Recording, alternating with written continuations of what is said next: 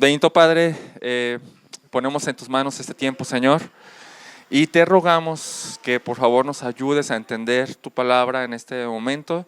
A mí ayúdame a explicarla con claridad, y a mis hermanos a poner atención y ayudes a abrir su mente, Señor.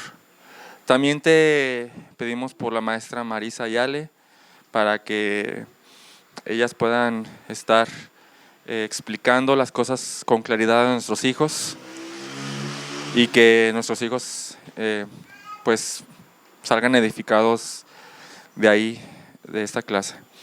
En el nombre de Jesús, amén. Bueno, pueden subir los niños con la maestra Marisa y con la maestra Ale.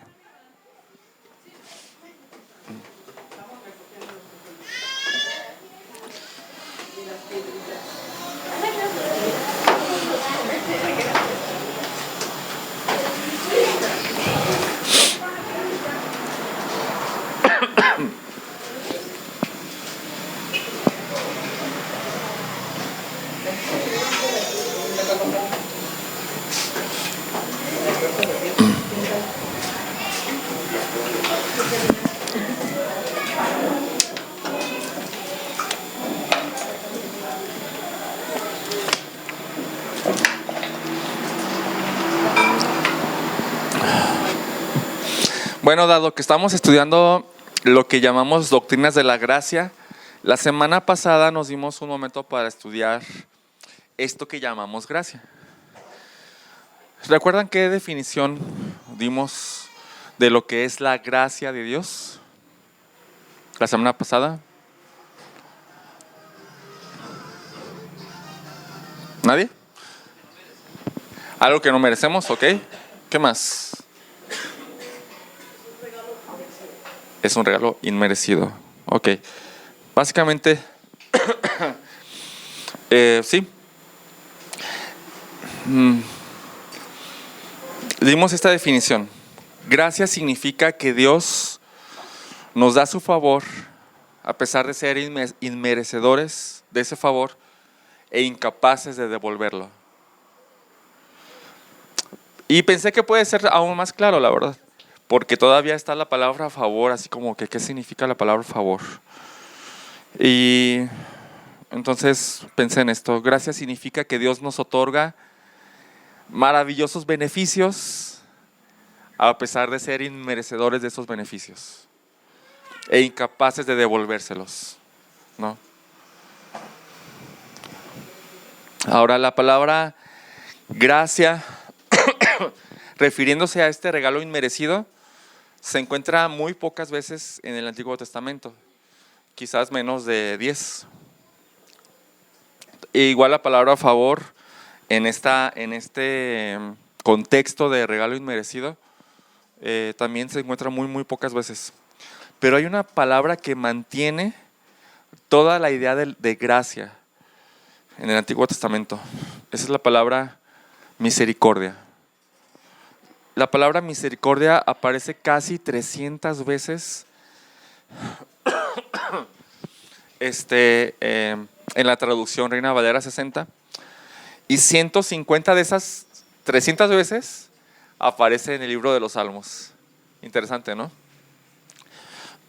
El Nuevo Testamento, la palabra gracia aparece cerca de 140 veces.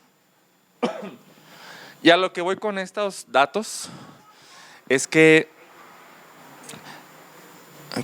con estos resultados podemos ver que la gracia de Dios no es un tema periférico, no es un tema indiferente, sino que es un tema constante a lo largo de las Escrituras.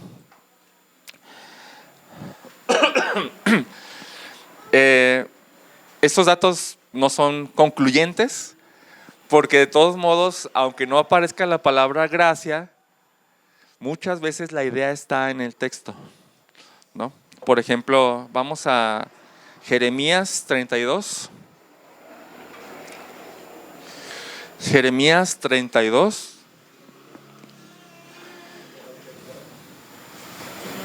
Jeremías 32, vamos a leer versículo 37 al 41.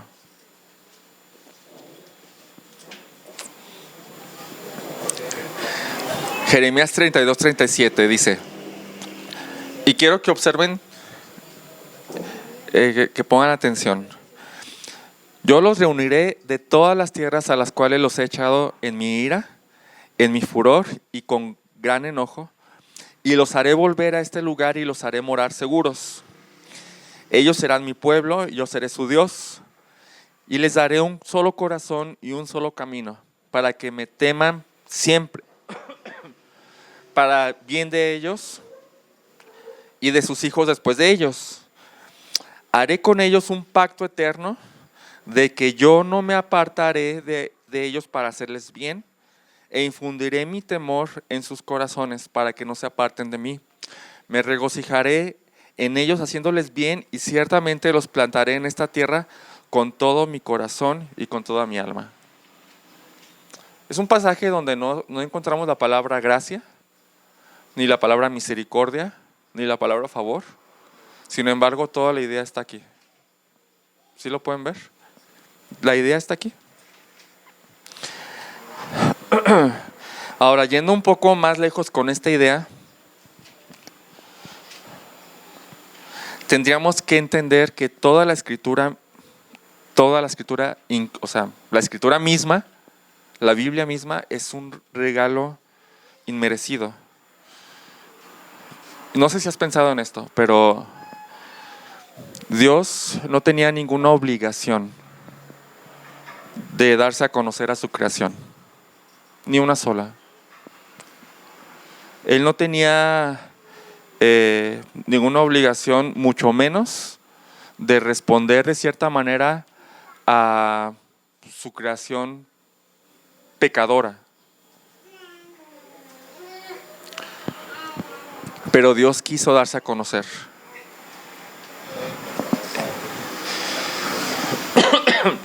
Y no solo como el juez que condena, sino como algo más, como el Salvador que salva. Entonces, todo lo que está escrito en la Biblia, las leyes, las historias, las poesías, las exhortaciones, reprensiones, advertencias, las promesas, las profecías del futuro y todo lo demás que hay en la Biblia es pura gracia de Dios para nosotros, porque mediante la escritura Él quiere llevarnos a conocerle a Él. ¿Han pensado en eso? Él no tenía la obligación de hacerlo. La Biblia es un regalo de pura gracia que ni merecíamos. Entonces, mediante ella nos quiere llevar a conocerle a Él y a su salvación en Cristo. Entonces, la Biblia es un símbolo de su gracia, de su bien para con el hombre. Y tenemos que entender esto. El mayor bien del hombre, ¿cuál es? La salvación. La salvación, que no es otra cosa que ser liberado de su culpa mediante un pago y llevarlo a la reconciliación con su Dios creador por toda la eternidad. Eso es la salvación. La salvación no es simplemente que nos sacó del infierno. Esa es la mitad de la salvación. La otra mitad es que nos llevó a Dios otra vez por toda la eternidad. De hecho, con esta idea concluye la Biblia. Apocalipsis 22, acompáñenme. Apocalipsis 22, 16.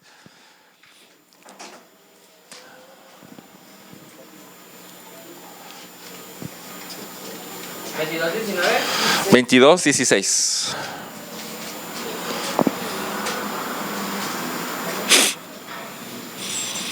Dice: yo, Jesús, he enviado a mi ángel a fin de darles a ustedes testimonio de estas cosas para las iglesias. Yo soy la raíz y la descendencia de David, el lucero resplandeciente de la mañana. Entonces aquí tenemos al glorioso Jesucristo, el que había muerto y ahora está vivo, hablando.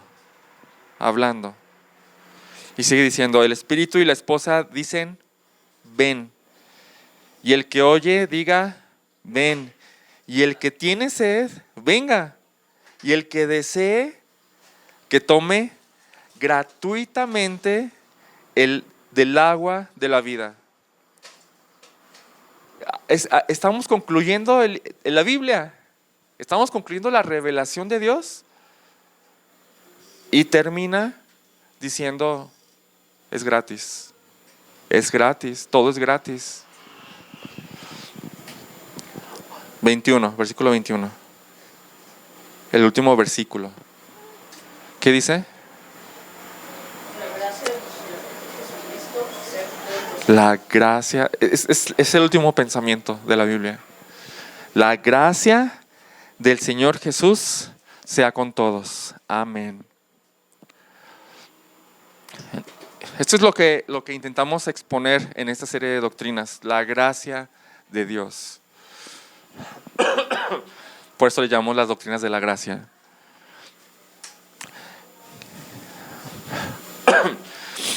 Lo que significa que en estas doctrinas que estamos aprendiendo, todo beneficio que podemos obtener viene de Él, no de nosotros. Nosotros solamente podemos levantar la mano para recibir ese regalo inmerecido.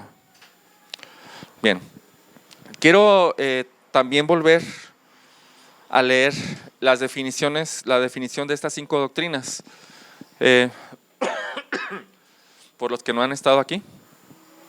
Las doctrinas de la gracia es un grupo de 5 doctrinas o enseñanzas que nos ayudan a ver y a comprender que si nosotros, hombres merecedores de la condenación eterna por nuestra propia culpa, llegamos a ser salvados de la ira de Dios y se nos acepta en el cielo, es únicamente por lo que Él hizo, hace y hará a favor de nosotros, sin que nosotros hayamos hecho algo para merecerlo, para ganarlo o para retenerlo.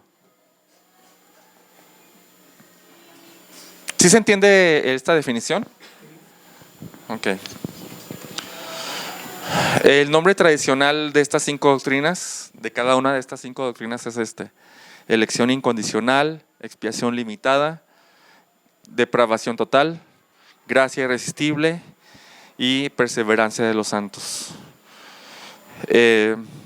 No define todo lo que creemos los cristianos, pero define lo que creemos de la salvación, lo que los cristianos creemos de la salvación, y creemos que es de pura gracia la salvación, de principio a fin, es pura gracia de Dios.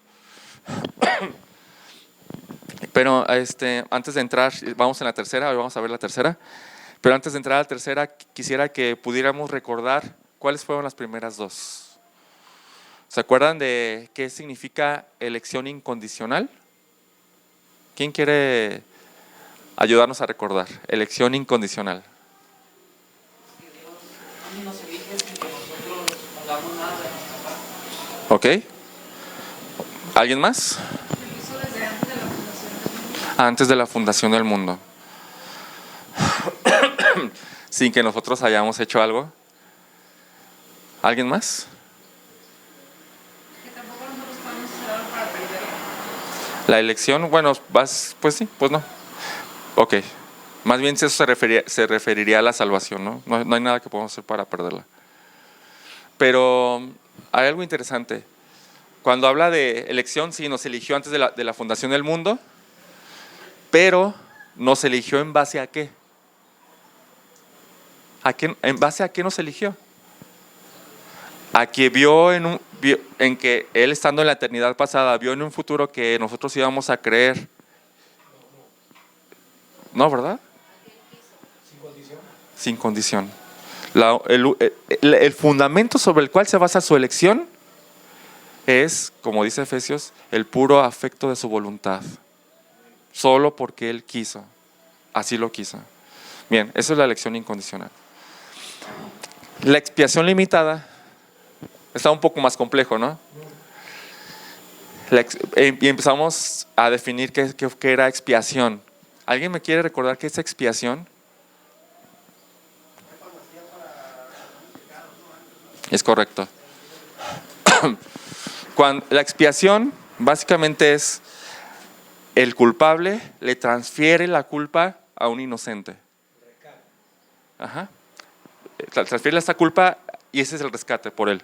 Pero ese es el acto de expiación.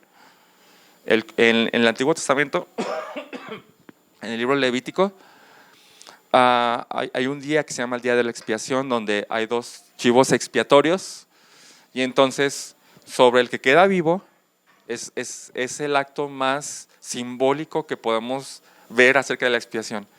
Está el chivo expiatorio y el sacerdote pone sus 2 manos sobre la cabeza del chivo, y en ese momento dice la palabra, pone o transfiere los pecados de todo el pueblo a él. Entonces se lo llevan afuera de la ciudad, a que se pierda. Eso es la expiación. Bueno, el primer chivo expiatorio ya estaba muerto, porque también era parte de cómo le transferimos todos los pecados, o por nuestra culpa o por la culpa del pueblo, el chivo tenía que morir. Entonces, esa es la expiación. Y obviamente todo esto que era en Levítico es una ilustración de lo que vino a hacer Jesucristo en la cruz.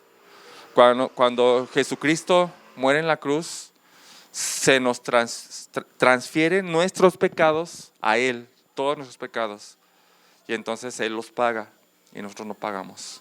Nosotros salimos libres, como sin culpa. Eso es la expiación. Ahora, ¿por qué le llamamos limitada? ¿Se acuerdan?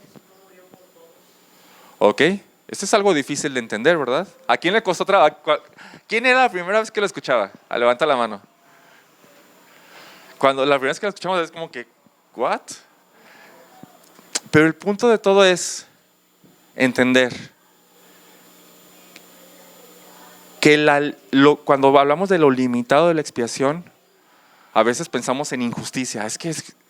No, Dios es injusto porque solo murió por algunos. No hay que empezar en injusticia, porque en primer lugar, Dios no es injusto. Más bien hay que pensar, dado que estamos hablando de doctrinas de la gracia, cómo la gracia se ve en esta expiación limitada. Y la forma de ver la gracia aquí es que cuando Jesucristo murió por los suyos, los escogidos, les está asegurando que sí murió por ellos. Y les está asegurando que sí pagó por todos sus pecados y que ellos ya no deben nada. Es una aseguración o un aseguramiento. De otra manera, si hubiera muerto por todos, no podría asegurar en sí la salvación de alguien en particular, y le dejaría la salvación a la decisión del hombre. ¿Sí me explico? Y eso ya no es gracia. Eso ya es, a ver, tú tienes mucha inteligencia para creer, adelante. Estás suficientemente arrepentido para creer, adelante. Eso ya no es gracia. Eso ya le está dejando la voluntad al hombre. Bien. Entonces, cuando pensemos en expiación limitada, hay que pensar en eso que hizo Cristo. Lo hizo por mí para asegurar la salvación, no para hacerla posible, sino para llevarnos con una garantía al cielo. Bien, hoy vamos a ver la tercera, que se llama depravación total. ¿Quién ha escuchado este término? Depravación total. Tampoco muchos. No es un buen término. Les platico rápido algo. Estos 5 términos se acuñaron en un acróstico un poquito después del 1900, en un acróstico que en inglés significa tulipán, o sea, el tulip. Cada una de estas letras se encaja, ¿no? Entonces, a la gente es tradición, ¿no? Pero como lo vimos desde las semanas pasadas, o sea, tiene un montón de nombres estas doctrinas de acuerdo a cómo la gente las enseña y quiere que se entiendan, ¿no? Entonces, Por ejemplo, el pastor John MacArthur le llama a esta doctrina la doctrina de la incapacidad total. O el pastor Miguel Núñez le llama a esta doctrina la inhabilidad del hombre. O el maestro R.C. Sproul le llama a esta doctrina la corrupción radical. O sea, simplemente lo que cada maestro creo que quiere hacer es que se entienda cuál es el punto, ¿no? Yo me identifico más, o yo entiendo más esta doctrina si le ponemos el nombre de corrupción radical. Y ahorita vamos a ver por qué. ¿Qué enseña esta doctrina? Corrupción radical. ¿Qué enseña esta doctrina? Que el pecado hizo dos cosas en nosotros los seres humanos. La primera es que nos corrompió hasta la médula, hasta el núcleo del hombre. No hay nada bueno en el hombre, nada. Todo está manchado de pecado. Su mente y sus pensamientos, sus emociones y sentimientos, sus afectos, sus deseos, su voluntad, está todo corrompido por el pecado. La segunda cosa que hizo el pecado es que lo mató al hombre espiritualmente. Él está muerto espiritualmente gracias al pecado. Por lo tanto, está totalmente incapacitado para hacer algo agradable a Dios o salvarse a sí mismo. Eso es lo que esta doctrina enseña. Entonces vamos a adentrarnos y vamos a comenzar por el principio. Tienes que saber esto. No sé si lo tienes en la mente, pero el hombre no siempre fue pecador. No siempre fue pecador. Dios creó al ser humano de manera perfecta. Dice Génesis, después de haberlo creado, Dios vio que todo lo que había hecho, ¿qué? Era bueno. Pero aquí, en esta partecita, después de haber creado el hombre, dice, bueno, en gran manera. Durante los 5 días, Dios termina su día diciendo, y vio Dios que lo que había hecho era bueno. En el 6º día termina diciendo, con la creación del hombre, es bueno en gran manera. Esto quiere decir que todas las partes del hombre, su intelecto, sus emociones, su voluntad, todo estaba bien, sin tacha, hasta que desobedeció. Eso es lo que llamamos pecado, su desobediencia. Desobediencia igual a pecado. Este pecado que cometieron corrompió a Adán y a Eva hasta la médula, hasta su núcleo, o sea, su corazón. Y el corazón es el centro de operaciones, centro de control del hombre. Lo que el hombre es en su corazón, él es en todo. O sea, lo que hay en el corazón sale por la boca, sale en mis actitudes, sale en mis emociones, sale en lo que hago, lo que decido, en mis afectos, todo. Tan solo basta observar cómo se comportaron Adán y Eva instantes después de haber pecado. No pasó un día, no pasó una semana, no pasó un año, fue un instante después. ¿Por qué se escondieron? ¿De quién se escondieron? ¿Y Dios es para esconderse? No. ¿Vieron? Pero Dios es bueno. ¿Por qué te esconderías de Él? Dios. Pero aquí lo que estamos viendo, definitivamente. Pero algo pasó en ellos que en vez de confiar en Dios, se escondieron. En vez de ir a Dios, se ocultaron. ¿Sí? Sus emociones están distorsionadas ya. Su intelecto, fíjense nomás esto. Se cubrieron con hojas de higuera. Dices, ¿qué? ¿Por qué con hojas de higuera? Sí, o sea, ¿por qué? Después, Adán le echa la culpa a Eva. Fíjense la distorsión. Un capítulo antes, Adán le dijo a Dios, este es hueso de mis huesos, carne de mi carne. Esto es mía, es algo mío. Y ahora le está diciendo, fue ella. Fue ella. No solo le echa la culpa a Eva, le echa la culpa a Adán. O sea, un capítulo antes, Adán estaba emocionado con Dios por haber hecho algo tan hermoso como Eva. Y ahora le está diciendo, no, la mujer que tú me diste, tú tuviste la culpa. Y aquí vemos que su voluntad ya está, en vez de querer reconocer su culpa, se la quieren echar a todos los demás. Solo un instante después de haber pecado. Un instante. Y todo está tan distorsionado. Bueno, eso es lo que hace el pecado. Y eso es lo que hizo el pecado en toda la humanidad. Esto se transmitió a toda la humanidad. Y nos consta, pues, ¿no? Nos consta por la práctica. Pero vamos a Génesis 3, por favor. Hay un versículo muy interesante aquí. Génesis 3, 20.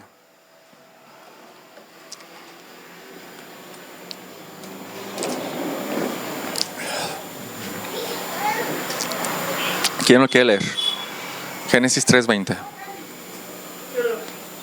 Dice, y llamó a Adán el nombre de su mujer Eva, por cuanto ella era madre de todos los vivientes. Ahora, si han leído todo el capítulo 3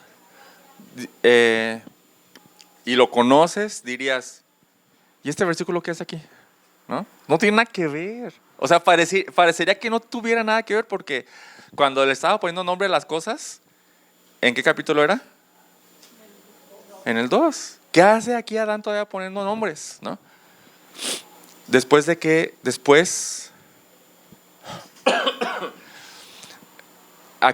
fijarnos en dónde está posicionado. ¿Qué versículo está antes y qué versículo después? Y lo que quiere decir este versículo aquí es, bien, el pecado ya está. Todos los que nazcan a partir de ahora van a ser igual que nosotros. Toda la raza humana está descrita ahí. Eva es la madre de todos los vivientes. La Eva pecaminosa, la Eva caída.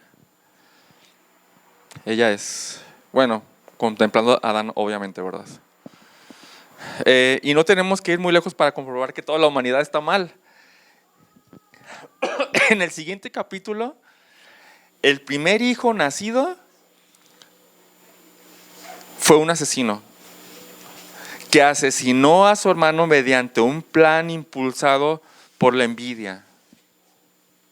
Con su intelecto corrupto ideó un plan. Sus emociones corruptas lo impulsaron y su voluntad corrupta lo llevó a cabo. Todo está corrompido. 2 capítulos más adelante, Génesis 6, solo 3 capítulos después de la caída, solo 3 capítulos. ¿Cuántos años podrán haber pasado? ¿Se han puesto a pensar en eso? ¿Cuántas generaciones se pudieron haber dado? Génesis 6, 5 dice, el Señor vio que era mucha la maldad de los hombres en la tierra. Esto refleja una totalidad, ¿no? Los hombres en la tierra. Y que toda intención, otra vez totalidad, toda intención, acá hablamos de voluntad, de afectos, toda intención de los pensamientos, hablamos ahora de intelecto, de su corazón, que es el centro de todo lo que es el hombre, era sola o únicamente, o sea, una totalidad, hacer siempre una totalidad, siempre el mal. Bien. Bueno, ahí viene la palabra o el título de esta doctrina, ¿no? Depravación total, total. Creo que no hay versículo que se le compare para explicar lo terriblemente caído que está el corazón del hombre por causa del pecado. Y esa es la conclusión de Dios desde Génesis. El corazón humano está corrupto en su totalidad. Y yo sé que cuesta pensar en un corazón así, porque en la vida cotidiana podemos ver bastantes actos de bondad, ¿no? Conocemos gente que ama realmente. Conocemos gente que es amable realmente. Conocemos a gente que se sacrifica por otros de verdad. Y conocemos a gente que ayuda y más. No, entonces, entonces ¿por qué dices que está totalmente corrompido? Si puedo ver eso, ¿no? Lo que quiere decir Dios con todo pensamiento del corazón es siempre, únicamente hacia el mal, hacer el mal, es que esto es más profundo. Lo que tenemos que entender de la corrupción radical es que todo lo que hacemos, sentimos, pensamos y deseamos, nos quedamos infinitamente cortos de lo planeado y esperado por Dios al crearnos. Quiero que me acompañen a Romanos 1, por favor. Romanos 1.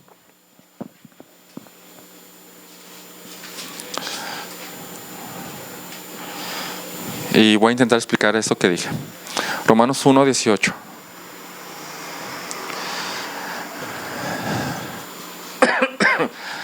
Porque la ira de Dios se revela desde el cielo contra toda impiedad e injusticia de los hombres, que con injusticia restringen la verdad.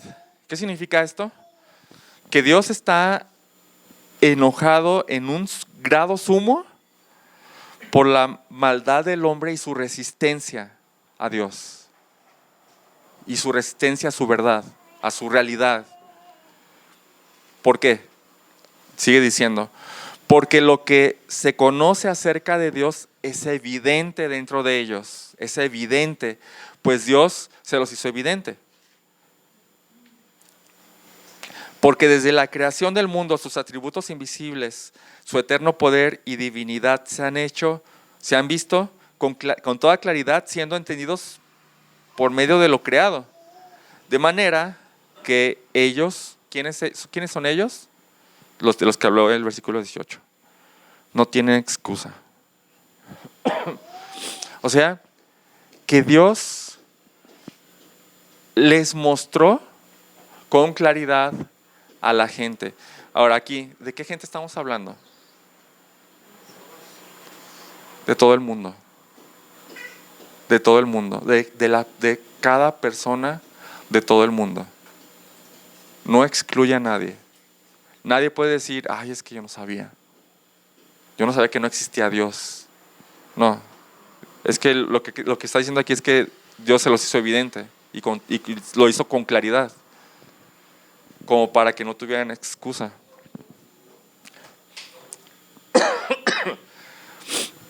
Versículo 21. Entonces, pues aunque conocían a Dios, ya lo da por hecho, no lo honraron como a Dios ni le dieron gracias, sino que se hicieron vanos en sus razonamientos y su necio corazón fue entenebrecido. Fíjense lo que dice, pues aunque conocían a Dios, no lo honraron como a Dios ni le dieron gracias. ¿Qué significa eso? ¿Qué quiere decir eso?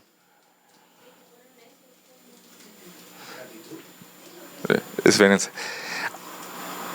Hermano, aquí está toda la humanidad comprendida, ¿ok? Estando toda la humanidad comprendida aquí, piensa en tus familiares buena onda, amables. Piensa en tus amistades que tienen una buena vida, que ayudan. Piensa en la gente que conoces, incluso, que ama a su esposa o a sus hijos Piensa en todos ellos, porque generalmente vamos a pensar en los peores. Y no, estamos hablando de todos. ¿Ok? Piensa en ellos entonces. Y el punto es este. Ellos, quien quiera que sea, aunque sepan que Dios está ahí, lo ignoran. Y actúan como si Él no estuviera. Actúan como si Él no fuera el dueño. Actúan como si no habría que agradecerle a Él. ¿Sí piensan en gente? Piensen en gente que conocen. Yo conozco gente que es muy ayudador y todo eso, pero no quiere agradecer a Dios. O mucho peor, no se quiere sujetar a Él.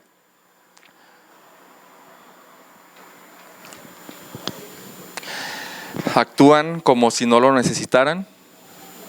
Actúan como si fueran independientes. Eso es lo que significa que no lo honraron como a Dios, ni le dieron gracias. Todavía peor, versículo 23. Cambiaron la gloria del Dios incorruptible por una imagen en forma de hombre corruptible, de aves, de cuadrúpedos y de reptiles. O sea,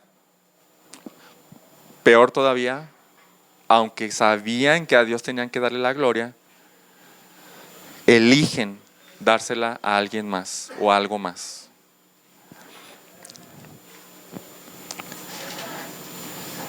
Versículo 25. Porque ellos cambiaron la gloria de Dios por la mentira y adoraron y sirviendo a la criatura en lugar del Creador, quien es bendito por los siglos. Amén. Versículo 28. Y así como ellos no tuvieron a bien reconocer a Dios, Dios los entregó a una mente depravada. Mira, ahí está la palabra, depravación. Para que hicieran cosas que no convienen. Pero aquí el punto es, todavía ellos no tuvieron a bien o la sensatez de reconocer a Dios como Dios. Hermano, lo repito, toda la humanidad entra aquí. Toda la humanidad entra aquí. El pecado, sí, es hacer lo que Dios no quiere que hagas. Eso lo entendemos, ¿verdad? Pero es más profundo que eso. La gente se da con esa definición y, bueno, eso es pecado. Pero nosotros no nos quedamos con eso. Pecado es quitar a Dios de la ecuación. Vivir como si Él no fuera tu dueño, aunque hagas cosas buenas. Vivir ignorándolo, aunque ames a tu esposa. Vivir no tomándolo en cuenta y ni agradeciéndole a Él. Que la verdad, aún como cristianos, nos quedamos tan cortos en este agradecimiento y en esta honra. Bueno, ¿conocen a personas así que viven una vida buena? Que viven una vida de aparente bondad, que se llevan muy bien con la gente, que intentan no hacerle daño a nadie, pero que realmente viven como si Dios no existiera. ¿Sí?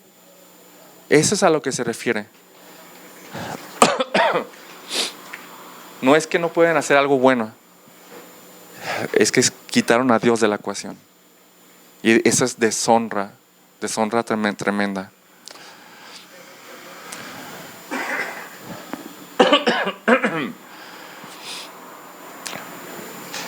Bien, el pastor John Piper lo expresa así acerca del pecado.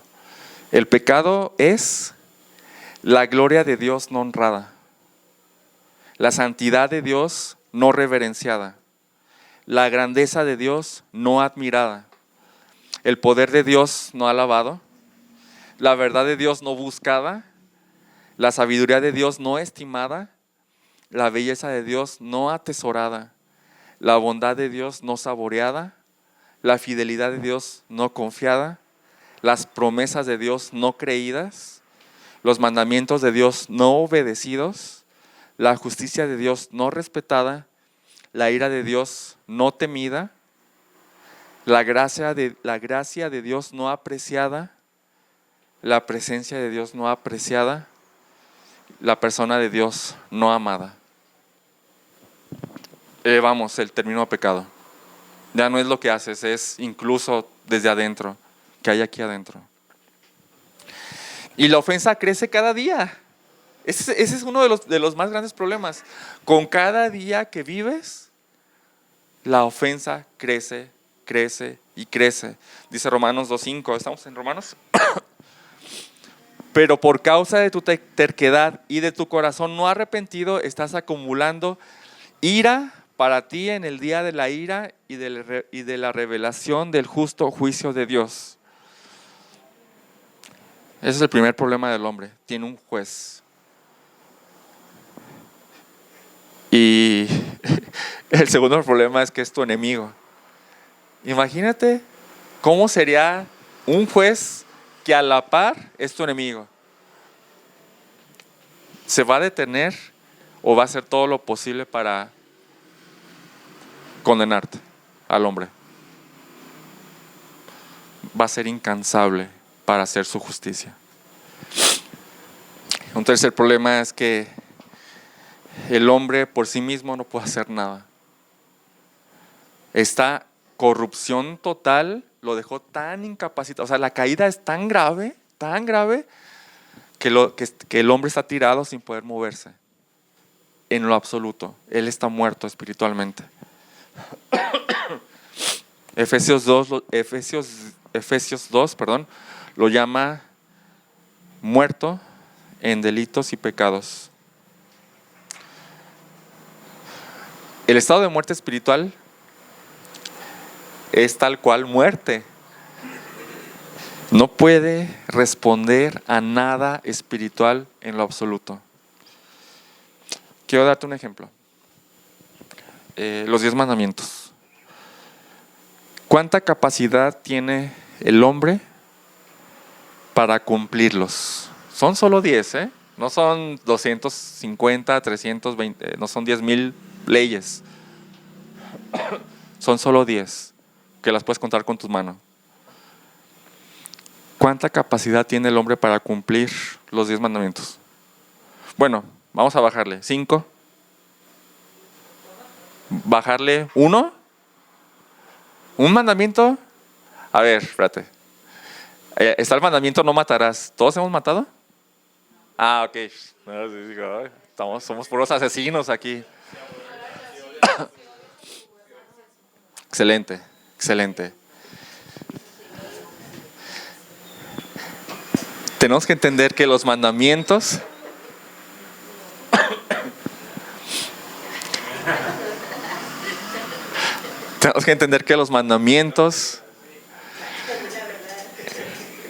van más allá. O sea, a mí me sorprendió cuando vi la confesión el catecismo de Westminster, ¿no? En 1600. Una de las preguntas dice, ¿qué prohíbe el sexto mandamiento? Y alguien diría, pues matar, ¿no? No. Habla de hasta la comida, de cómo te alimentas, habla de cómo te cuidas, habla del suicidio, habla de todas las cosas que prohíbe, pero qué es lo que te está pidiendo. No solamente, aquí es algo negativo, pero al ser algo negativo también implica algo positivo, cuidar la vida, así todas esas cosas, ¿no? Y dices, órale. Y obviamente lo que dijo Jesús, si odias, ya eres culpable de esto. Este es un ejemplo para decirte, el hombre es totalmente incapaz.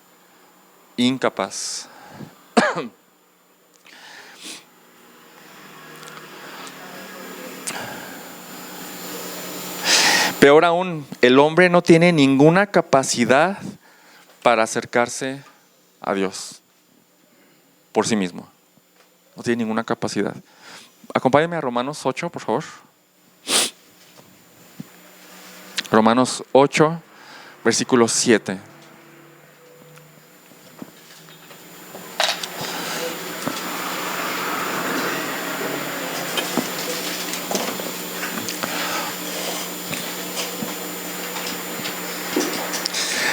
Dice, la mente puesta en la carne, bueno, esta de la carne se refiere exactamente a esta persona caída, es enemiga de Dios.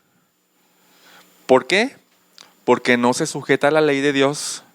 Fíjense esto, ni siquiera puede. Cuando hablamos de la palabra poder, tenemos que pensar en dos acepciones de significado. Alguien en la escuela, en primaria, podría preguntar, maestra, ¿puedo ir al baño? Y una maestra chistosa podría decir, pues yo creo que sí puedes, ¿no? Y está haciendo juego con esta palabra. El juego que ella está haciendo es, yo creo que sí tienes la capacidad, pero lo que le estaba preguntando el alumno es, ¿tengo el permiso? Entonces está esta doble acepción, ¿no? Poder puede significar permiso o capacidad. ¿De qué está hablando aquí? Capacidad. Y dice, no tiene la capacidad de acercarse a Dios. No puede. Dice, y los que están en la carne, de nuevo, no pueden agradar a Dios. No tienen la capacidad de agradar a Dios. No pueden. Juan 6:44.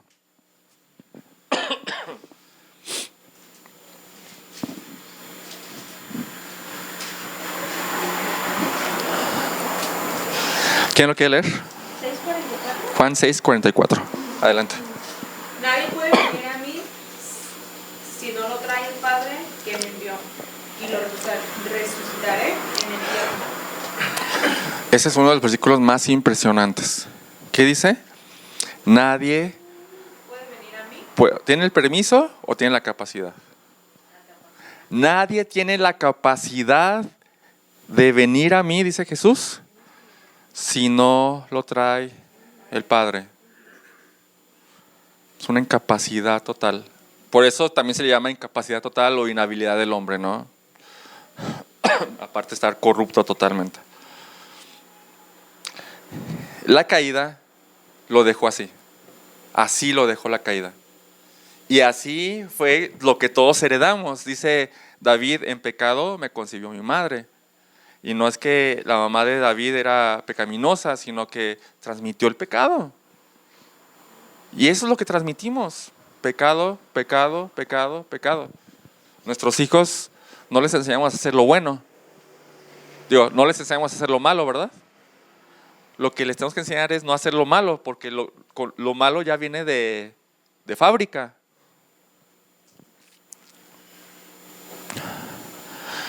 Entonces el resumen de todo sería algo así. Cuando el hombre pecó, todo su ser, desde su corazón, que es el centro, lo más profundo de él, su núcleo, quedó corrompido.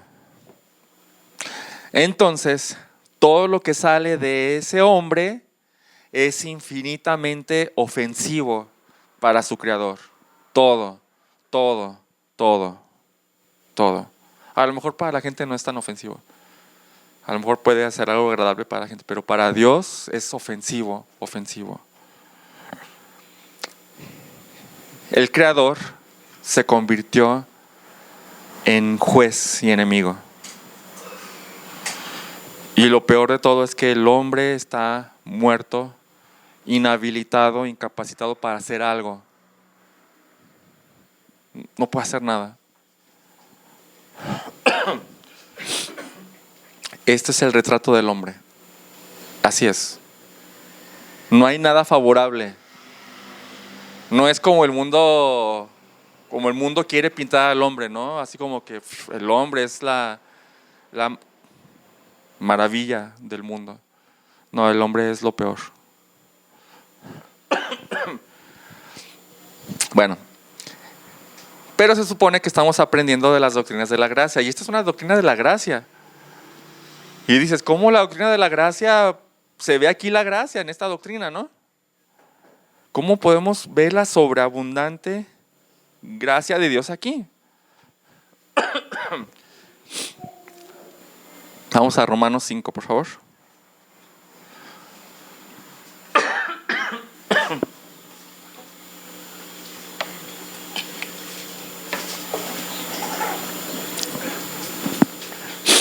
Romanos 5, 6. Porque mientras aún éramos débiles, todos tienen ahí esa palabra, ¿verdad? Débiles. ¿Hay alguien que no la tenga, que tenga otra? ¿Eh? ¿Flacos? ¿Qué versión es? Ah, bueno. Carla, ¿qué dice tu versión?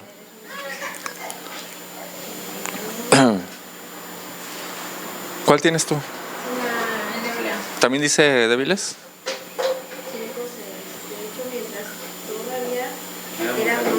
Ok. Y dice, cuando éramos totalmente incapaces. Ah, ok. No habla de debilidad así como que estoy débil. Es que no tienes poder realmente. Que eras incapaz. Ajá. ¿La traducción del lenguaje actual? NBLA. Ok. ¿O NTV? Ahí está. Bien. Incapacidad, porque mientras aún éramos incapaces, a su tiempo, Cristo murió por los impíos, no por sus amigos, no por gente que era aceptable a Él. Murió por los impíos. Porque difícilmente habrá alguien que muera por un justo, aunque tal vez algunos se atrevan a morir por el bueno, pero Dios muestra su amor para con nosotros en que siendo aún pecadores, Cristo murió por nosotros. Entonces mucho más, habiendo sido justificados por su sangre, seremos salvos de la ira de Dios por medio de Él. Porque si cuando éramos enemigos, fuimos reconciliados con Dios por la muerte de su Hijo, mucho más, habiendo sido reconciliados, seremos salvos por su vida. Hasta ahí. Menciona 3 cosas que éramos. Y era algo demasiado contrario a Dios. Incapaces, o sea, muertos espirituales. Pecadores, que se refiere a esta corrupción total donde todo lo que sale de ti es ofensivo. Y por lo tanto éramos enemigos. Dices, ¿por qué Dios hizo eso? Bueno, aquí dice que es por su amor, ¿verdad? Amor, como estamos viendo esta doctrina, amor a sus elegidos, a los que ya desde la fundación del mundo ahí estaban. Quiero darte unos pasajes y con ellos terminamos. Vamos a Ezequiel, por favor.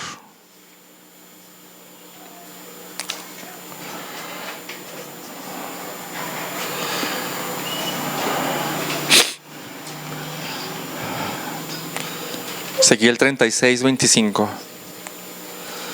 Vamos a ver cómo esta gracia sobreabundante de Dios a nosotros los menos merecedores y los más ofensivos. Ezequiel 36.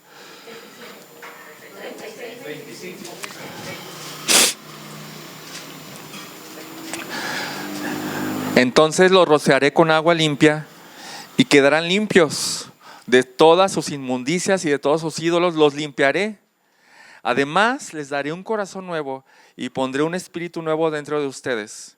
Quitaré de su carne el corazón de piedra y les daré un corazón de carne. Pondré dentro de ustedes mi espíritu y haré que anden en mis estatutos y que cumplan cuidadosamente mis ordenanzas. ¿Qué es lo que está profetizando Dios en este pasaje? Salud. ¿Qué es lo que está profetizando Dios en este pasaje? Que Él hará. Pero cosas bien específicas. Yo te voy a limpiar. Yo te voy a limpiar. Es como Adán cubriéndose con hojas de higuera. Y Dios dice, ¿eso qué? O sea, ¿qué tontería hiciste? Yo voy a proveer tu limpieza. Yo limpiaré. Además, dice, quitaré de su carne el corazón de piedra. ¿A cuál corazón se está refiriendo? Al corazón corrupto hasta la raíz, hasta la médula. Te lo quita y dice, y te pongo uno nuevo. Un corazón de carne. Y se refiere a alguien que puede sentir a Dios de verdad y su ley. No solo eso, más gracia. Voy a darte mi ayuda. En esta ocasión ya no te voy a dejar solo. Te voy a poner mi espíritu para que tú puedas, o mediante ese espíritu yo voy a hacer que tú me obedezcas como debes de hacerlo. Pura gracia. ¿Cuándo sucede esto? ¿Cuándo sucede este milagro? Cuando creemos en Cristo.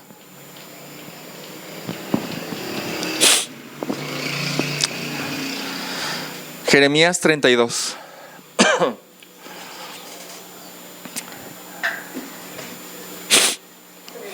Jeremías 32, versículo 37.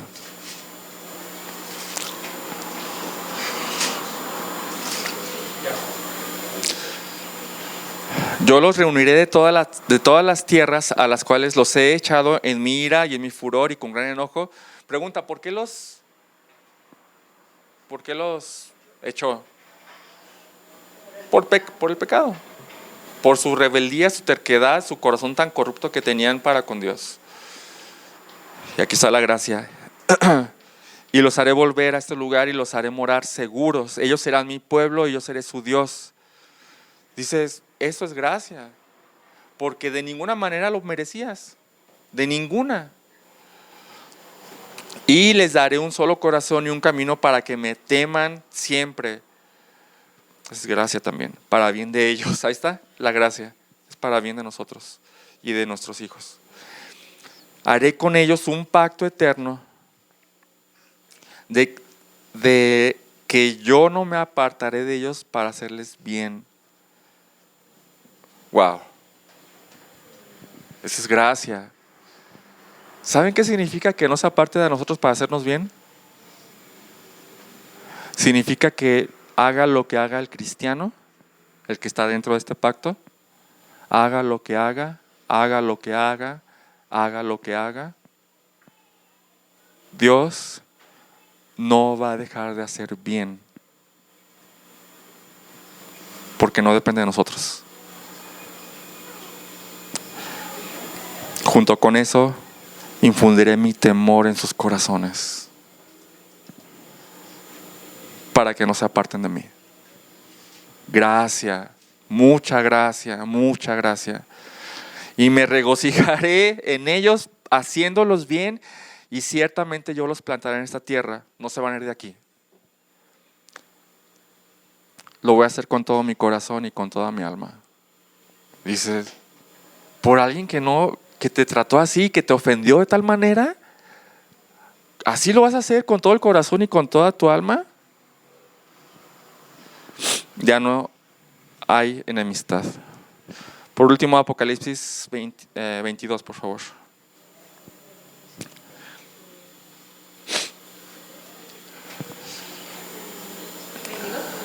Apocalipsis 22, versículo 1. Después el ángel me mostró un río de agua de vida, resplandeciente como el cristal, que salía del trono de Dios y del Cordero, en medio de la calle de la ciudad. Y a cada lado del río estaba el árbol de la vida, que produce 12 clases de fruto, dando su fruto cada mes, y las hojas del árbol eran para sanidad de las naciones. Ya no habrá más maldición. El trono de Dios y del Cordero estará ahí, y sus siervos le servirán. Ellos verán su rostro, y su nombre estará en sus frentes. Y ya no habrá más noche, y no tendrán necesidad de luz de lámpara ni de luz de sol, porque el Señor Dios los iluminará, y reinarán por los siglos de los siglos. Quiero preguntarte algo. ¿De quién está hablando? ¿De quiénes están hablando aquí? Al final del tiempo va a haber personas. Este pasaje habla de estas personas. Versículo 3 dice que son sus siervos, ¿no? Que les servirán. El versículo 4 dice que ellos verán el rostro del Señor, y también dice que el nombre de su Señor estará en sus frentes. Y por último, el versículo 5 dice que estos siervos reinarán por la eternidad. ¿Quiénes son estos? ¿Y por qué se les da tanto? Esa es la iglesia. Cada persona que ha creído en Cristo. ¿Por qué se les da tanto? Pura gracia. Pura gracia. Porque ellos son los mismos de Romanos 1:29. Están llenos de toda injusticia, maldad, avaricia, malicia, llenos de envidia, homicidios, pleitos, engaños y malignidad. Son chismosos, detractores, aborrecedores de Dios, insolentes, soberbios, jactanciosos, inventores de lo malo, desobedientes a los padres, sin entendimiento, indignos de confianza, sin amor, despiadados. Ellos, aunque conocen el decreto de Dios, que los que practican tales cosas son dignos de muerte, no solo las hacen, sino que también dan su aprobación a los que lo practican. Es toda la humanidad, y de entre ellos, que también estamos nosotros, tú y yo, Dios sacó a algunos. Y dice Efesios, y Él les dio vida a ustedes, que estaban muertos en sus delitos y pecados, en los cuales anduvieron en otro tiempo según la corriente de este mundo, conforme al príncipe de la potestad del aire, que es el diablo, el espíritu que ahora opera en los hijos de desobediencia. Entre ellos también nosotros, dice Pablo, en otro tiempo vivíamos en las pasiones de nuestra carne, satisfaciendo los deseos de la carne y de la mente, y éramos por naturaleza hijos de ira. Los judíos éramos igual que todos los demás, dice Pablo. Pero Dios, que es rico en misericordia, por causa del gran amor con que nos amó, aun cuando estábamos muertos en nuestros delitos, nos dio vida juntamente con Cristo. Por gracia, dice, ustedes han sido salvados. Por gracia, por gracia. Y con Él nos resucitó, y con Él nos sentó en los lugares celestiales en Cristo Jesús. ¿Ya vieron quién está allá arriba? Esos que reinarán por siempre son estos mismos que estaban muertos en sus delitos y pecados y que vivían así antes de Cristo. Y ahora estamos sentados en los lugares celestiales con Cristo. Pero observen esto. Eso es lo mejor, y esta es la razón por la que estamos estudiando estas cosas. A fin de poder mostrar en los siglos venideros las sobreabundantes riquezas de su gracia, por su bondad para con nosotros en Cristo Jesús.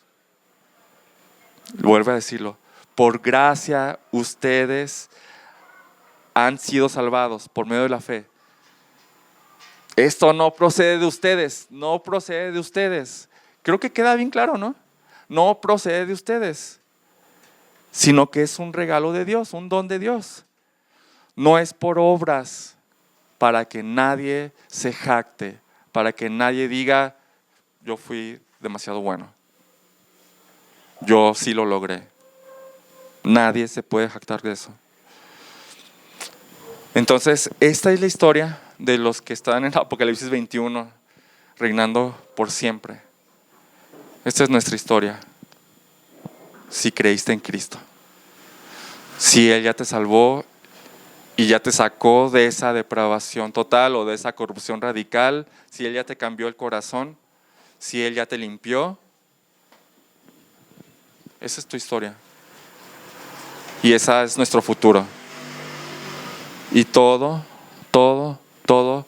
por esta sobreabundante gracia para con nosotros. Vamos a orar. Bendito Padre, gracias, porque de nada somos merecedores de algo, porque pecamos demasiado, Señor. Y aun como cristianos, a veces no nos damos cuenta cuánto pecamos, Señor, pero tú ya pagaste por todo. En la cruz, nosotros, los que confiamos en ti, transferimos nuestros pecados y tú los pagaste, Señor. Y gracias a eso podemos estar frente a ti por pura gracia. Y si continuamos, es por pura gracia. Y si llegamos hasta el final, es por pura gracia. Y si comenzamos a santificarnos y a dejar nuestros pecados, es por pura gracia.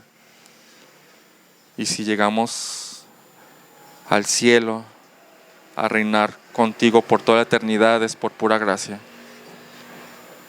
Ayúdanos también a que nuestra vida diaria refleje esa gracia en la que realmente tú eres el que la da y nosotros somos como el pordiosero que levanta la mano para recibir.